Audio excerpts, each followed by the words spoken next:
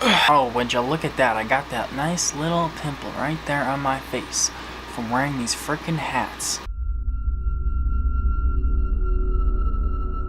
Good afternoon, guys. I hope you guys are all having a good day today. The name of today's video is going to be called The Most Dangerous Theme Parks. Now, I just made a video like a week ago about this roller coaster that is supposed to kill you while you're on it.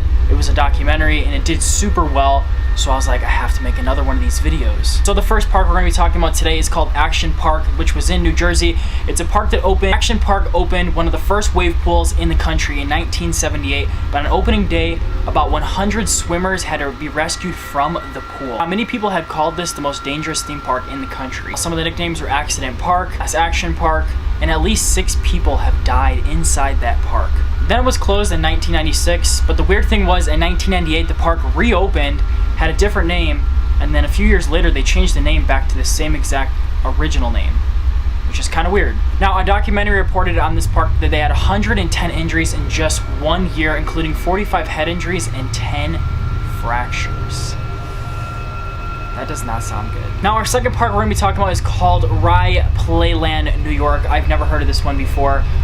They say at least 6 different major accidents have been reported at Ryland since 1938. According to the New York Times, in 1988, an 8-year-old girl was choked to death on chewing gum after it became lodged in her throat while she was riding the Dragon roller coaster, according to Ride Accident. Now, this kids just goes to show why they always tell you to get on rides, don't have any gum or don't have anything in your mouth. More recently, 2 deadly incidents took place in 2004 and 2005. 2 7-year-old girls died, one after being thrown from a ride, and the other incident occurred on a water ride in 2007. But the weird thing is a supervisor for the park actually died in one of the rides because he wasn't wearing a seatbelt.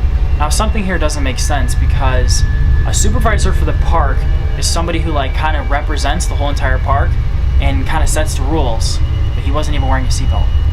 Now, the third one is going to be the most popular one that most of you guys know, and I know especially. This one is going to be multiple Six Flags locations. Six Flags parks in New Jersey, Georgia, and Kentucky have had to shut down many rides due to accidents over the years. 8 people died at Six Flags Great Adventure Park in Jackson Township, New Jersey in 1984 when a fire broke out. And then in 2008, a 17-year-old boy was decapitated by a ride in the park in Atlanta while trying to recover his hat. They closed and they had security guard and everybody blocking it out. Park officials say a 17-year-old and a friend were outside the park when they scaled 2 fences to get to the ride. It was well marked within the flags, Six Flags Park area, saying restricted, danger. They crossed by those fences and over them, and as they began to run or pass through the area that this roller coaster was in, one of the two individuals was struck and killed. Now, the funny thing is before making this video, I actually knew about this one incident at Six Flags in Atlanta. The story goes that this boy lost his hat, and basically it was the Batman ride that comes super close to the ground. My house actually has a similar ride that's very much like this, and basically the kid jumped over the fence, went to go get his hat, and I guess the ride came down and someone's leg kicked his head and basically decapitated him. The next one we're going to talk about is Kings Island, Ohio. Some of you guys may have been there, but in 1991, a man fell into a pond and 2 people who tried to rescue him died after suffering an electric shock. On the same day, a person fell from a ride and died after hitting the ground. Now, what is the coincidence of people getting shocked in the water and then somebody else died in a ride later on that day?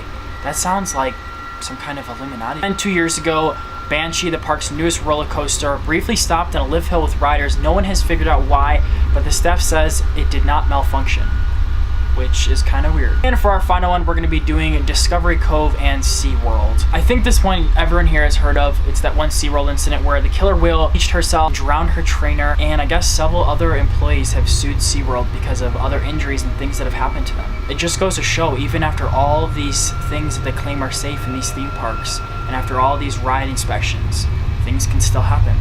But I hope this doesn't scare you, and I hope this doesn't make you not want to go on any roller coasters, because I know it's kind of creepy, but I'll still go on rides. It doesn't scare me enough where I'm not going to go on any roller coasters anymore. But I hope you guys still enjoyed this video. If you guys would like to see a part 2 to this, or you'd like to see more theme park kind of videos, or anything in this creepy realm of kind of stuff, let me know in the comments, and also slap a like in this video if you guys could. I'd really appreciate that.